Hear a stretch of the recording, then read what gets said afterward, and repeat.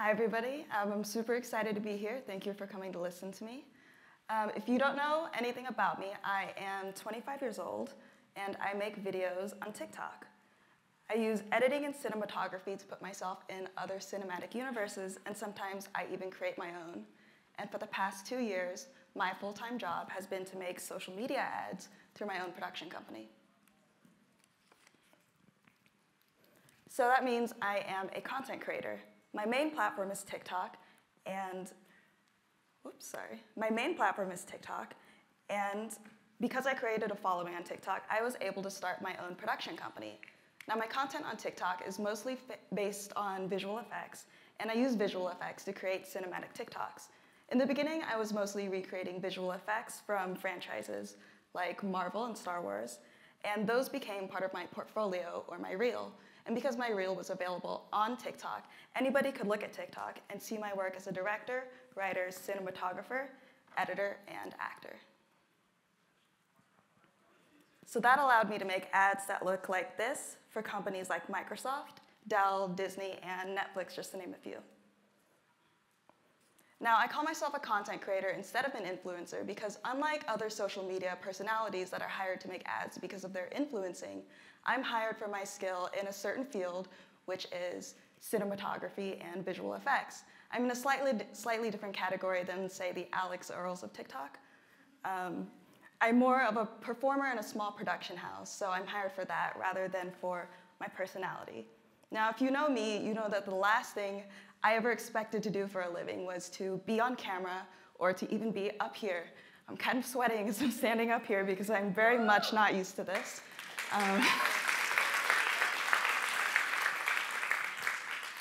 I have always been the type of person who would have rather put myself behind the scenes because I am perpetually nervous.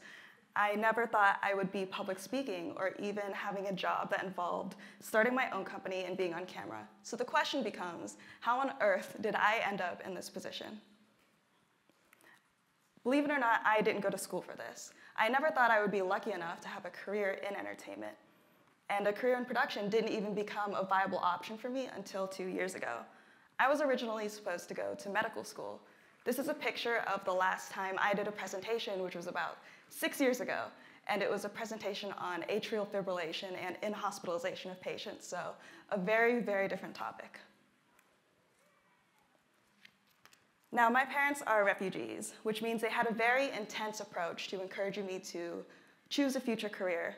I was the eldest child, which obviously doesn't help, so the only jobs that were considered options for me were jobs that, say, had the most security, jobs that would be indispensable in some crisis my parents have never experienced, like a civil war between North and South Vietnam.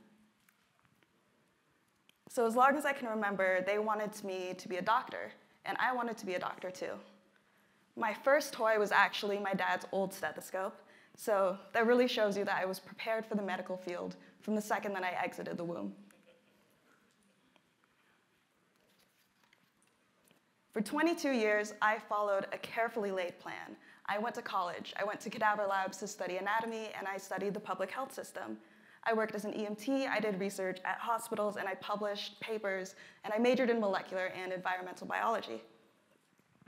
But my secret dream was always to work in the entertainment industry and to be the kind of person who could be comfortable being in front of and behind the camera. The irony is that all the extracurriculars that my parents put me in to prepare me for college actually made me fall in love with art. Extracurriculars like piano, martial arts, and creative writing classes. When I watched movies, I could feel the musicality of the editing. I could feel the subtle punctuation marks in fight scenes and the way body language can say so much when words can't. And above all, what I loved most was seeing other people's stories. What I also loved, and honestly what I miss about medicine, was the opportunity to tell stories by synthesizing a patient's medical history into a story that tells you who they are, what they've been through, and what they need.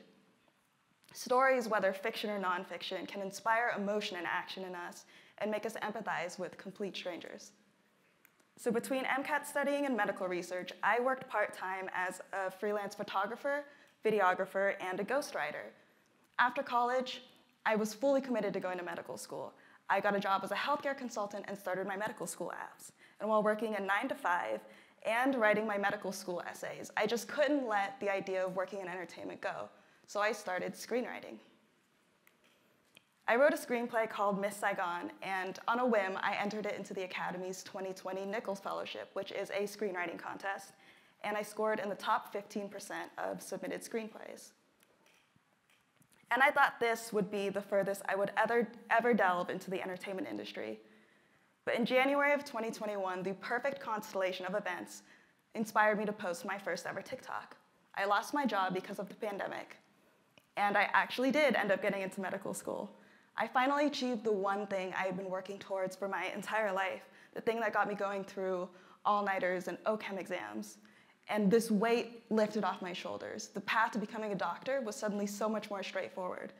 All you have to do is get through medical school, get through residency, and that's it. You're a doctor.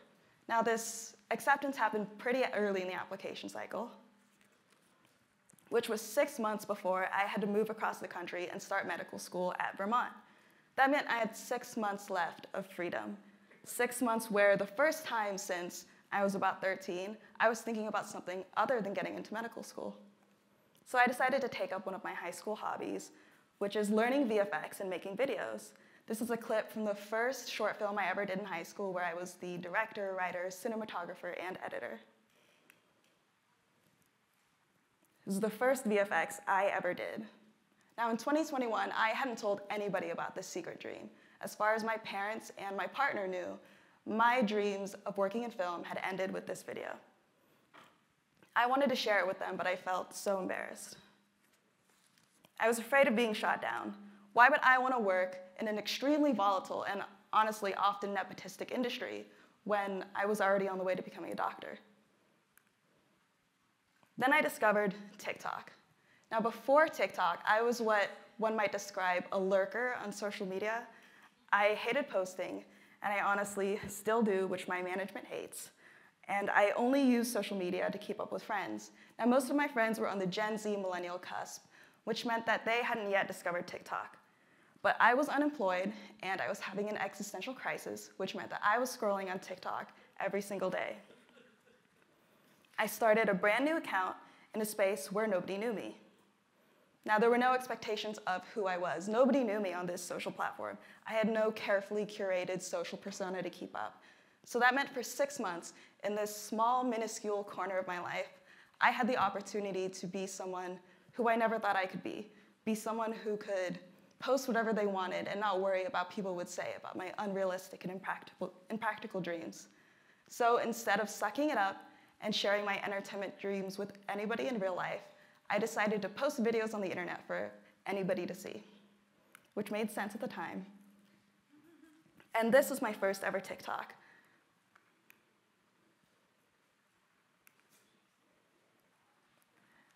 Now, if you're familiar with the vast universe of Star Wars, you'll know a character called Sabine Wren, and she wields an energy weapon called a Darksaber. This was before the Mandalorian TV show, which meant that this character had not yet appeared in live action, and I just wanted to see what it would look like if this character was in live action. So I decided to recreate this video, and I dusted off my VFX skills and started relearning After Effects. Now, I wanted this video to be as realistic as possible, so I used practical lighting to achieve VFX. This is a video of me with a wooden sword that I had taped LED lights to and cardboard gauntlets that I had made to house the batteries for the LED lights. I do not recommend it. Do not do this. It's so dangerous. The gauntlets almost melted off my arms. But initially, this video actually only got around 5,000 views, because no matter how cool it was, at the end of the day, I'm just a random person swinging a sword on TikTok. But one person, literally one commenter, asked how I did it. So I decided to do behind-the-scenes videos. And I made a video of how I created these props, as well as a video of how I made the Darksaber in After Effects. This is just a quick time-lapse of all the layers it takes to make the Darksaber. Now that was what caught people's attention and the algorithm's attention. These behind-the-scenes videos didn't necessarily get much traction, but people were interested in what I had actually made. So they clicked on the original video, and it ended up boosting the views on my original video at the time to over 100,000. And that was my first ever series of videos. I think at the time I'd only ever posted 5, and from these series of videos alone, I gained around 10,000 followers. So in my first few videos, I had already found a fellow community of VFX enthusiasts and nerds. And the great thing was, nobody really cared who I was or what my credentials were. They just liked my work. So all of that encouragement kept me learning and posting. To me, TikTok felt safe. I had no following, there were no preconceived expectations of who I was, and I could do anything within reason, free of judgment. In TikTok, I can scream into the void, because the void doesn't scream back and DM you randomly and say, "Oh my God, I haven't seen you since high school, so you're into cosplay now?" That's pretty cool. I wish that was a fake DM. This is the first viral video I ever made, and if you have already seen it, I'm sorry.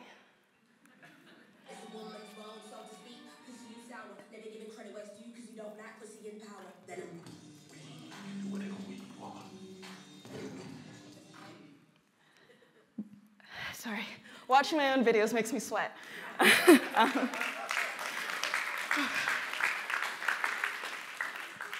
Believe it or not, that video was filmed entirely on impulse. In fact, watching it right now, I can see exactly the points where I was too lazy to finish the tracking because I was like, nobody's ever gonna see this.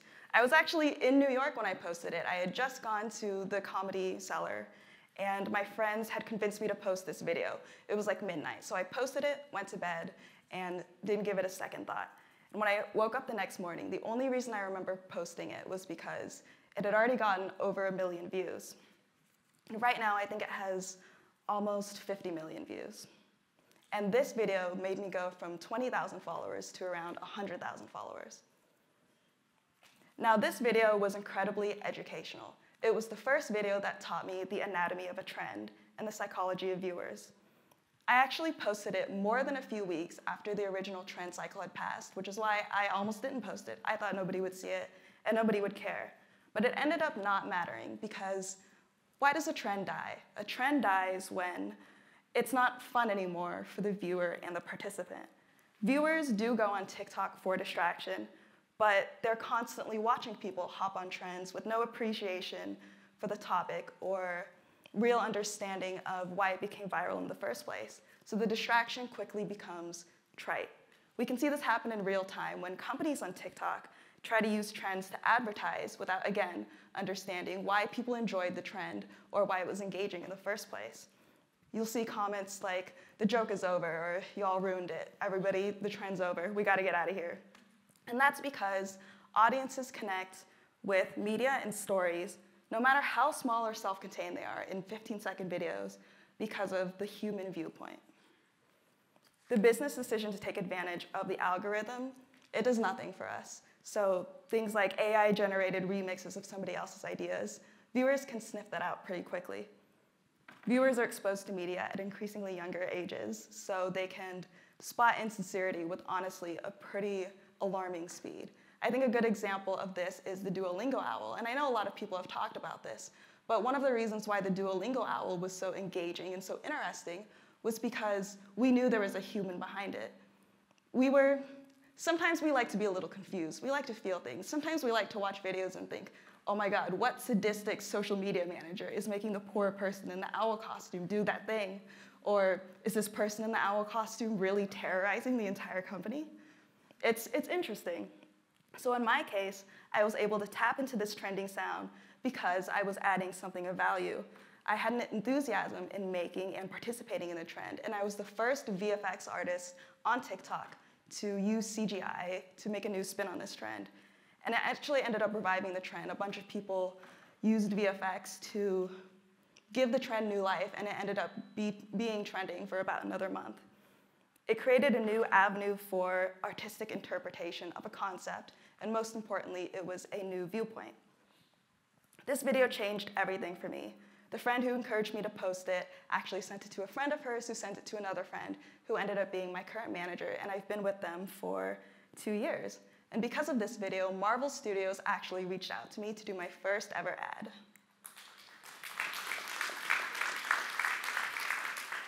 Thank you. This is a very brief snippet from that ad, just as proof. And because of this video, Marvel actually ended up inviting me to the premiere at the El Capitan Theater on Hollywood Boulevard, and I was able to walk my first ever red carpet. After the, oh, thank you. This was a great first company to have under my belt, and after this, I started getting consistent brand deals, which meant I started to feel comfortable telling my parents, A, what I was doing online, and B, that I wanted to defer med school and try and pursue a career in social media and entertainment. Now, I did everything I could to convince them that what I wanted to do was not grounds for disowning me, which meant I went back to my STEM and medical research presenter roots, and I made a 20-page PowerPoint presentation and a 15-page PDF. It had graphs of my projected income. It had stats, the costs of producing ads, the cost of running a production company solo, and a timeline of a backup plan of what I would do if this didn't work out. And they must have either been really overwhelmed or the presentation was halfway decent, because my risk-averse refugee parents, who had only come to this country to give their children a stable life that they never had, told me that they loved me and they supported me and they wanted me to pursue my dreams. And here I am 2 years later, after years of secretly writing, of watching VFX tutorials, and thinking, just what if I had the time? My full-time job is to write, act in, and direct videos. And I'm standing here today, so obviously things are going okay. I've been attending red carpets hosted by studios and speaking at panels. Obviously, I'm not in med school, but the craziest thing about all of this is I feel like anybody could be where I am today. I'm completely self-taught, and I primarily use cheap and consumer-friendly programs like Adobe. I use Premiere Pro as the first step in my process. I use it to make a rough cut of my raw footage. I do an initial color grading, and I export everything as individual clips based on the visual effects that each scene requires. This is also the last step in my editing process. I use it for all of my sound design and to do just the final color grading. For visual effects, I use After Effects. I use it to make effects like the dark saber, and primarily things that you can create in a 2D space. I use it to enhance effects of practical lighting or to add more lighting. I use it to rotoscope, to key out green screens, and I use it to composite footage with 3D models that I've made and animated in Blender. Now, if you don't know what Blender is, it's a free and open source 3D modeling program, which means that it's more commonly used by artists because it's more financially accessible than industry standard products like Houdini and Maya. Well, Houdini and Maya are wonderful programs because they have such a high barrier to entry in terms of cost and skill level. There's fewer resources out there for people who don't want to go to school to learn these types of programs. There are entire communities created around Blender. There are forums called Blender Artists, which a lot of people use to help each other troubleshoot technical problems. And you'll even see artists on there sending each other their projects and actually working in them to help each other. There is a website called Blender Swap, which is where artists trade models for free, models that often go for upwards of hundreds of dollars on websites like TurboSquid or Sketchfab. And I learned everything from these user-generated articles and these forums. And so many YouTube tutorials. There is a tutorial created by an artist for almost everything you could possibly think of.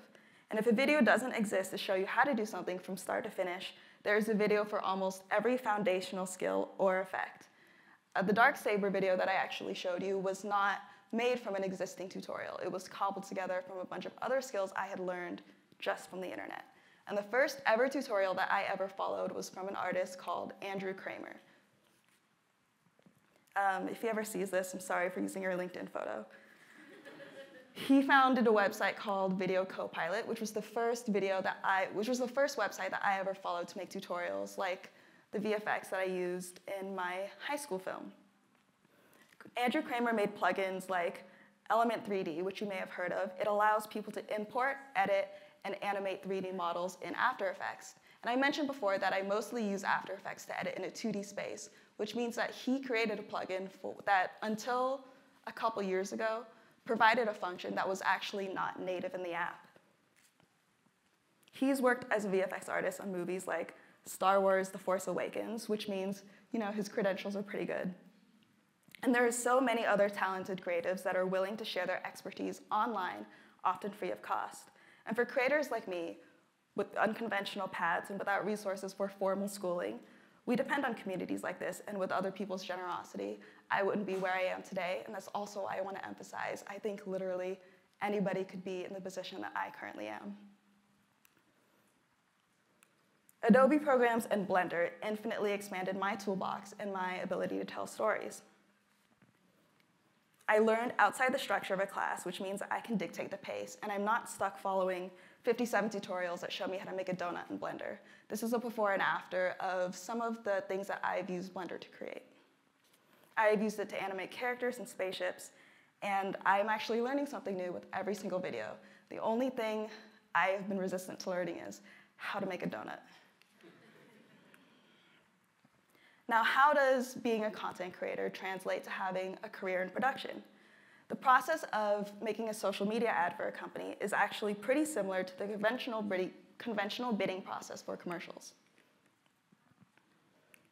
When I do an ad, the client contacts me directly or through a marketing agency, and sometimes they contact me through an established connection with my management.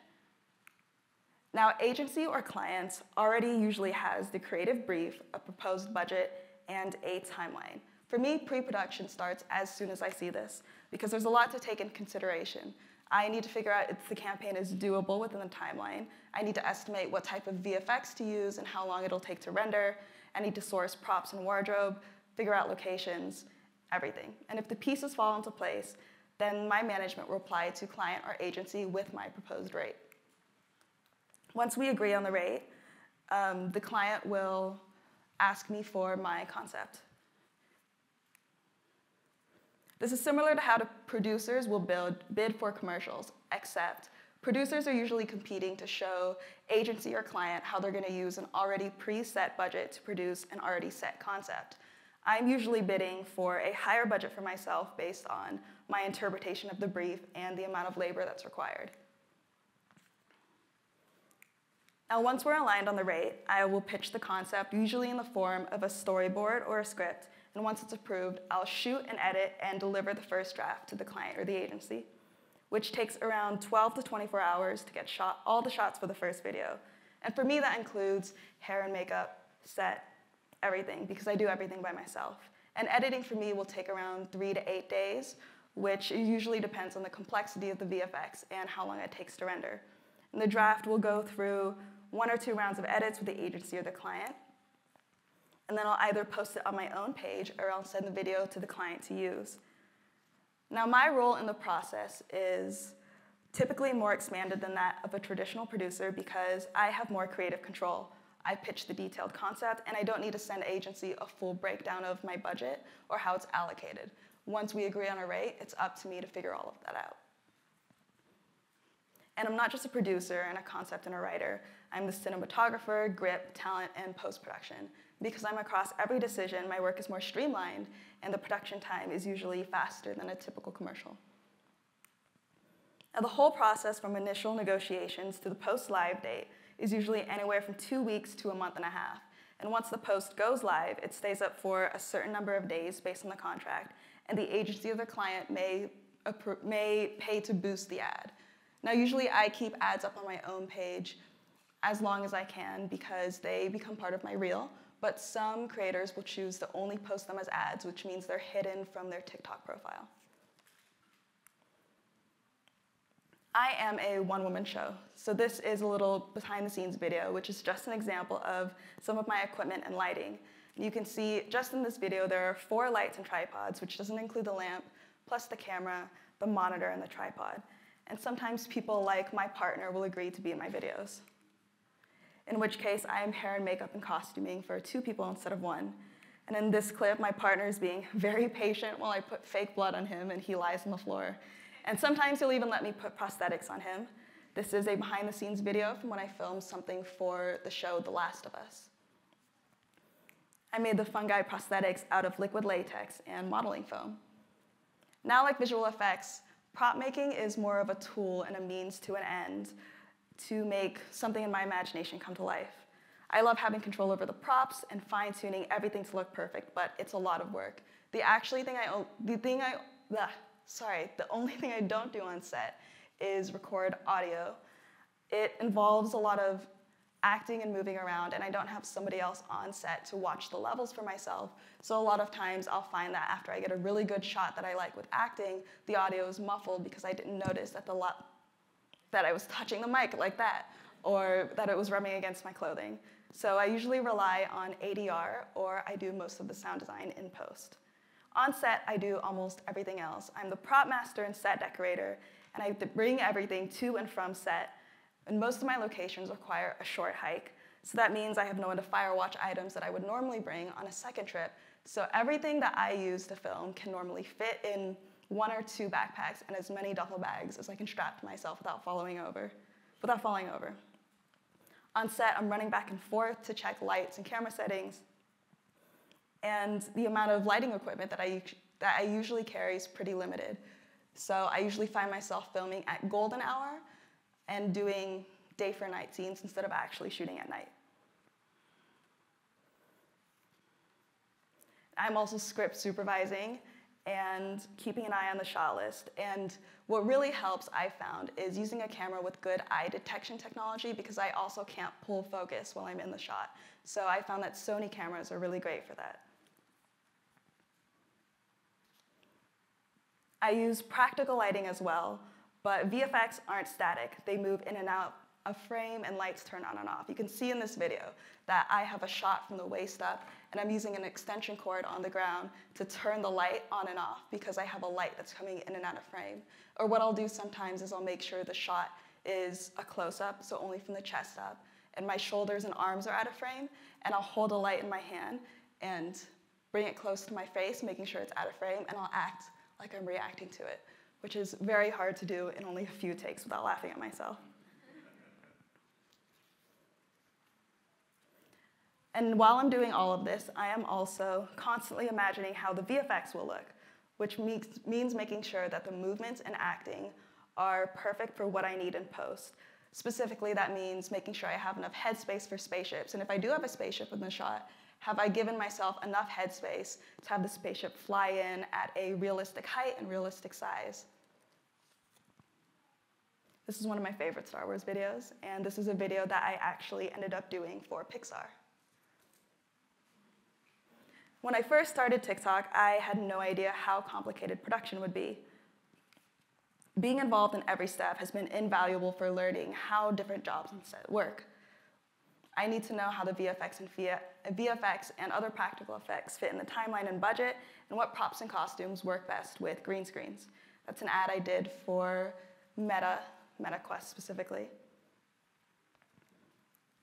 I've also learned how switching between 35 and 80 millimeter focal lengths on lenses will change how I look in the video, which means I need to know exactly where I'm gonna be and what I'll look like, no matter the focal length.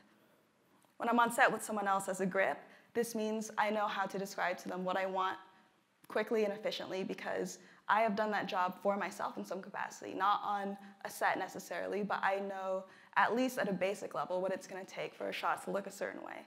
And what I've learned is that I want to do this incredibly complicated job for the rest of my life. Now, I promise this isn't sponsored by TikTok, but without TikTok, I would have never started working in entertainment. I was fully prepared to go to medical school. I had my scrubs bought and everything. My dad had gifted me my own telescope, and I had housing lined up. And this would have stayed a hobby that only lived in daydreams between seeing patients and studying for boards. I even tried to work in the industry through other means. I applied to, I want to say, over 100 entry-level positions in the entertainment industry. This is a screenshot of just some of the times I applied for entry-level jobs at Industrial Light and Magic, and I was rejected every single time. I was ready to work in mail rooms. I applied for production assistant, writing assistant, every assistant job you could possibly think of. And now, even though I've been rejected from all those jobs, I am making ads for companies like Lucasfilm. This is a short snippet of an ad that I was able to do for Boba Fett. It's a little bit chopped up because they own some of the footage. And I have even gone to Disneyland to film commercials for them, which was a really interesting experience. Disneyland is a place where they never shut down the park for anything. So if you see an ad or TV show that was filmed at Disneyland, that was filmed while the park is running, and you constantly have cast members around you making sure people aren't watching. Because if people start to stand and watch, you have to move along. So you have to get your shot within 1 or 2 takes.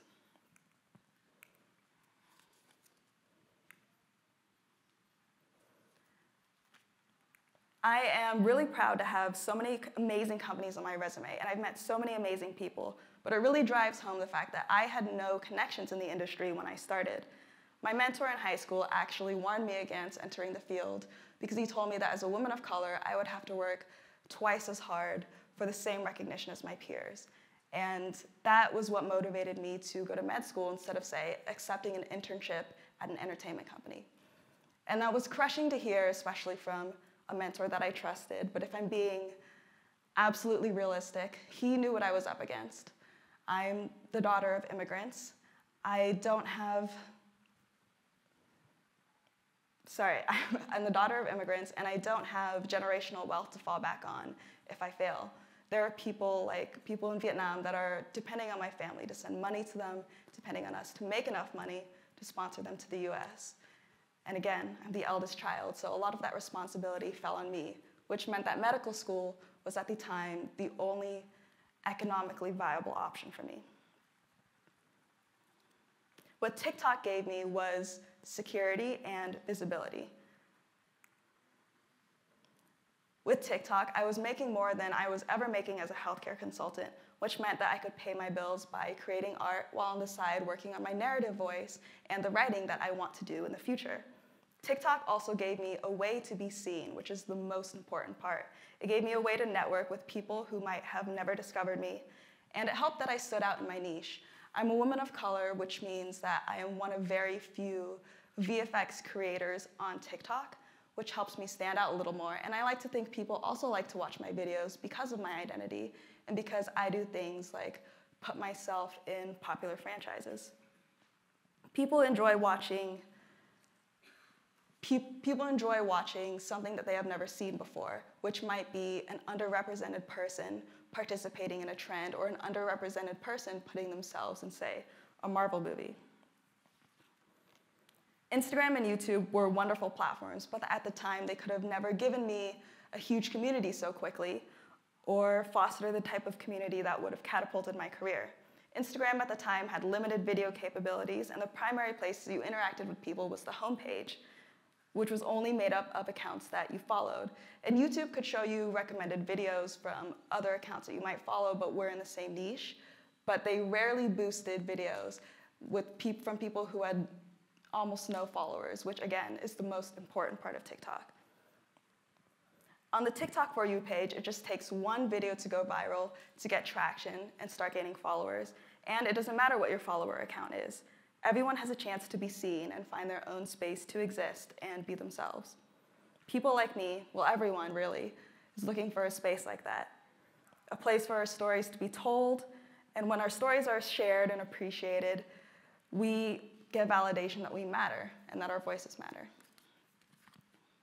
So I guess the moral of this story, which I have had the utmost privilege of telling you today, is maybe you can't imagine walking a red carpet for a movie that you worked on, or maybe you can't imagine having your photos published in your favorite publication. In my wildest daydreams, I would love to be photographed by, say, Mark Seliger for the work that I've done. But despite having that dream, I could have never imagined just being in the same building as him, which is an intermediary step to my ultimate goal. And that's fine. I can't imagine that step because it just seems too steep. I can barely process the fact that I'm on the stage, let alone the fact that I can make a living wage doing what I love. So if you can't imagine those intermediary steps either, start small. If you are stuck trying to create something, just think, what do you want to see as a viewer, as a consumer, as an audience member? What do you want to see in the world that hasn't been given to you yet? What I wanted to see, first and foremost, when I was starting TikTok, was maybe a little frivolous. It was just a Vietnamese woman cast in one of the biggest franchises in the world. And what I was able to do was not get cast as a Vietnamese woman in one of the biggest franchises in the world, but just make a little fan edit that put myself there. And what you can do is Finally, explore that photography subject that you wanted to explore. Finally, photograph that one street corner and that one particular ray of sunlight that only you have noticed. Find a story that you can tell from your own unique perspective. Think, what would you create if you, like me, could start over completely from scratch? What would you create if you could just stop thinking about what someone at your career level is supposed to be doing? What would you create if you stopped thinking for a second about what your portfolio is supposed to look like? What would you say if you could just scream into the void? What would you make if you didn't know anybody else was watching? That's it. Thank you.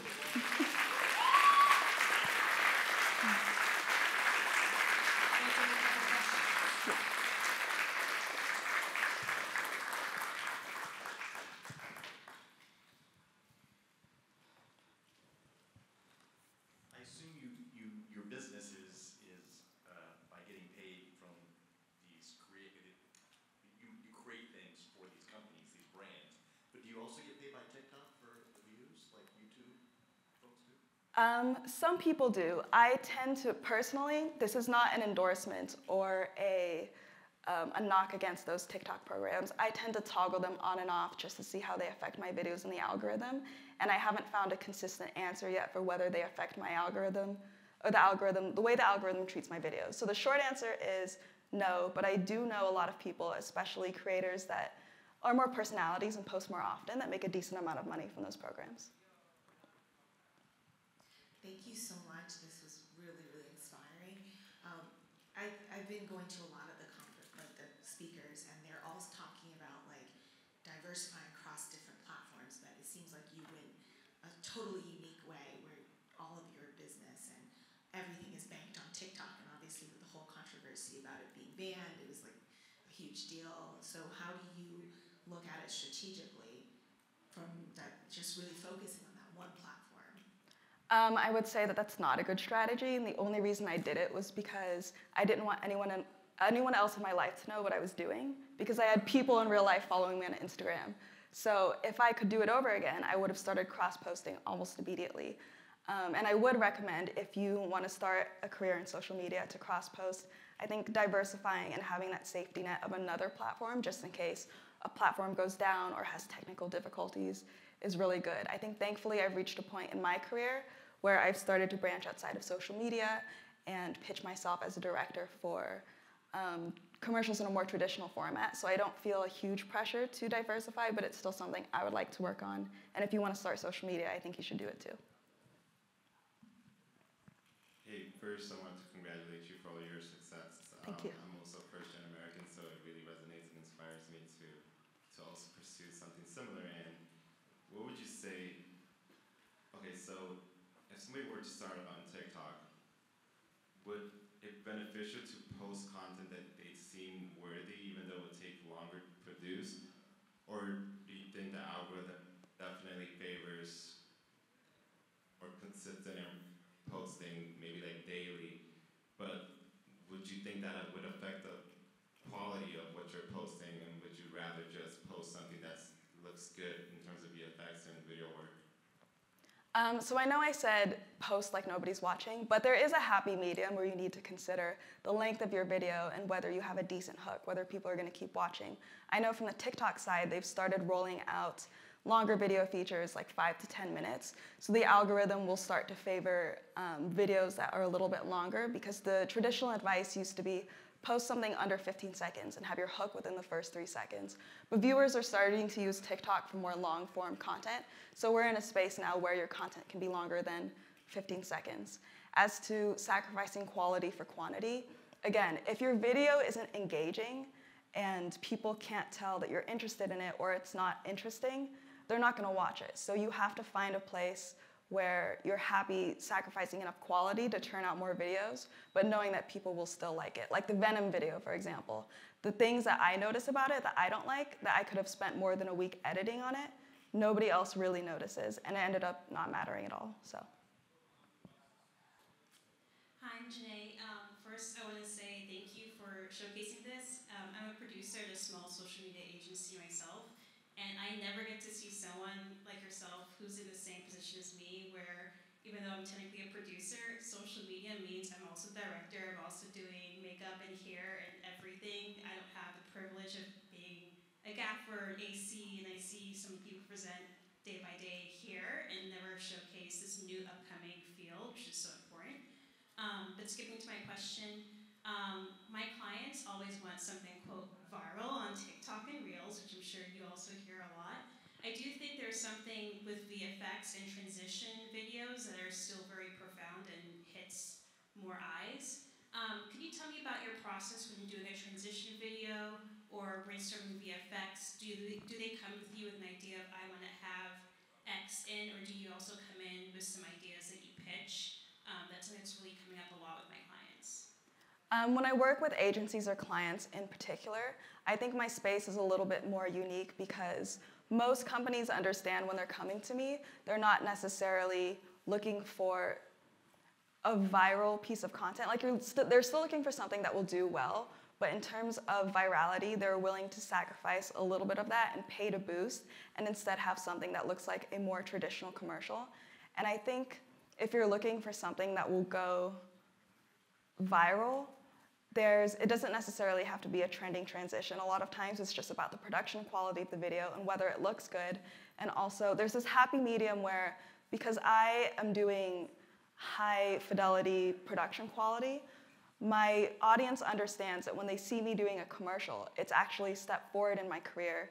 Whereas a personality TikToker who does a commercial, they might see them as selling out. So I don't need to create something viral to compensate for the concept of selling out, whereas another TikToker might. Hi, first I want to say congratulations to all of your success, and also how much I respect you being a jack of all trades. I had a question about what was your transition into being a one-person production company, and when did you make that decision after your videos, and then what success do you think was attributed to you going into being a production company? That's a good question.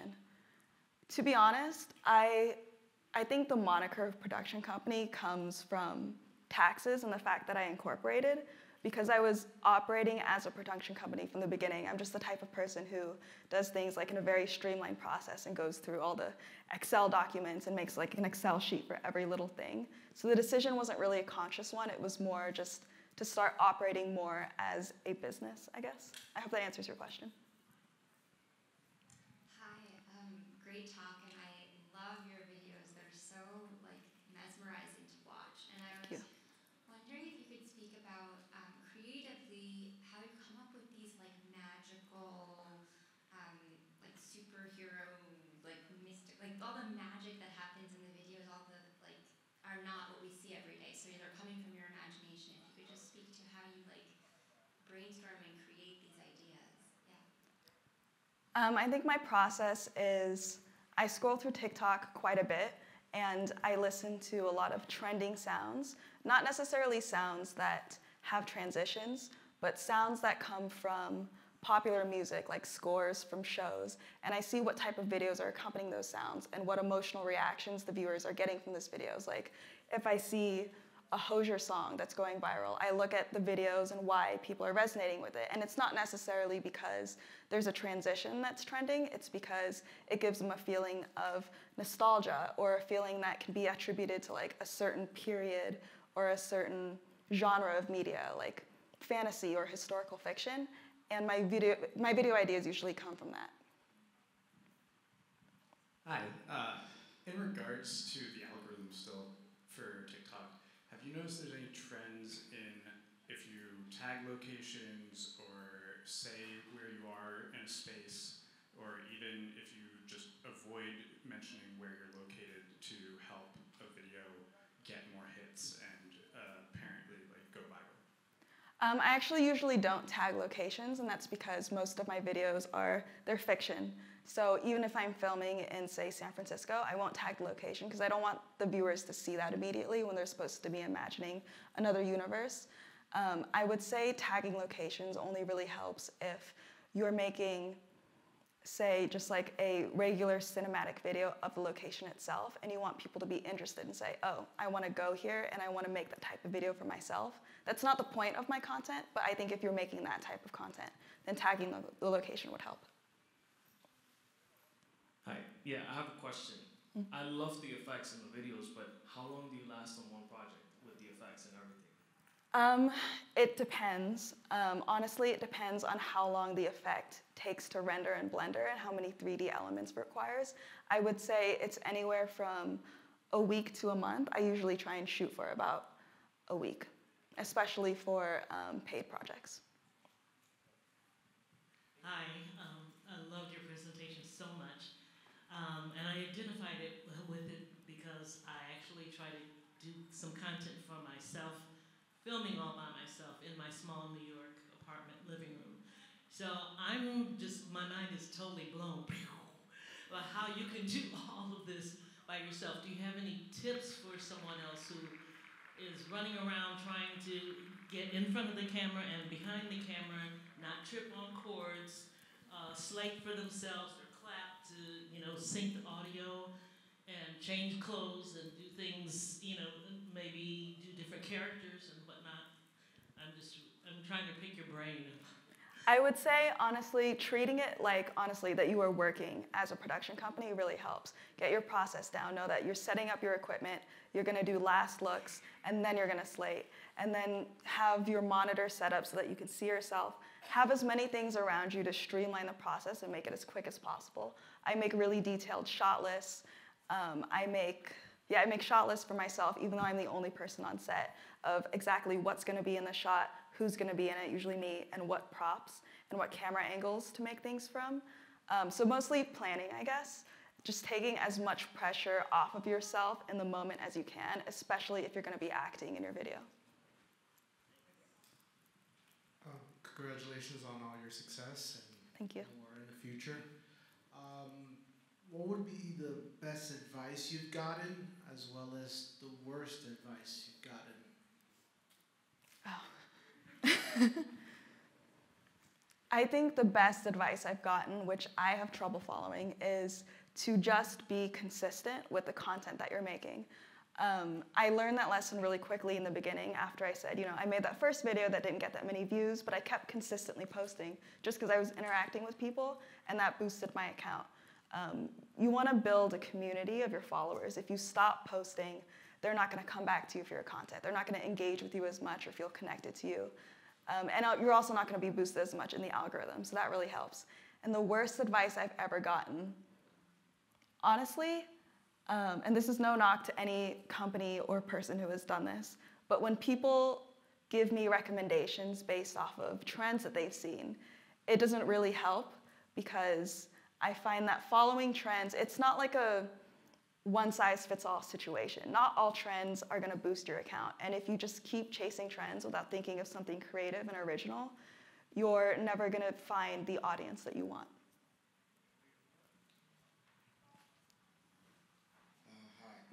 First of all, congratulations, Daphne, with everything with everything that you've done. I find it fascinating that you've chosen to give up, a potential, trajectory, as you've mentioned.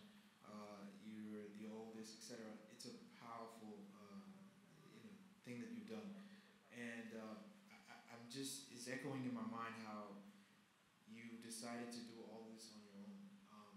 You've went against the current. I'm in a position right now where I have all these ideas, and many people are telling me that I have to have all these other individuals who have to work with me, and I have to, kind of make sure I have all of these other actors, all these producers, these editors, and I don't agree. And so to hear you, I think it's really refreshing. Kind of echoing what this young lady may have said or asked. What advice would you give us for those who also, like myself, believe that we can do it on our own? Social media has made it available through YouTube, Instagram, TikTok, for us to be creative. This is all about being creative, but not the Spielbergs, etc. So, so if you can just speak about what advice or tips would you share for those who believe they can do it on their own, but are I would say be realistic about your own capabilities. And that means being realistic with yourself and being realistic with other people and saying, you know what, I can do this. I have the skill set, the knowledge, and the time to do this, so I can take that responsibility upon myself. But I will give credit where credit is due and say I'm not completely on my own. I have a management company that I've been working with. They take 20% of what I make in exchange for running my emails and helping me negotiate contracts and things like that. I am able to delegate that part to them, and that's what allows me to do almost everything on the production side by myself, is because they take so much of that off my plate. So it is really helpful to have a team behind you, and it feels like I'm doing a lot of this by myself because I do all of the production by myself, but realistically, I know where your faults are, know where you are weak, and bring in other people to help you there, but be confident in the areas that you're strong.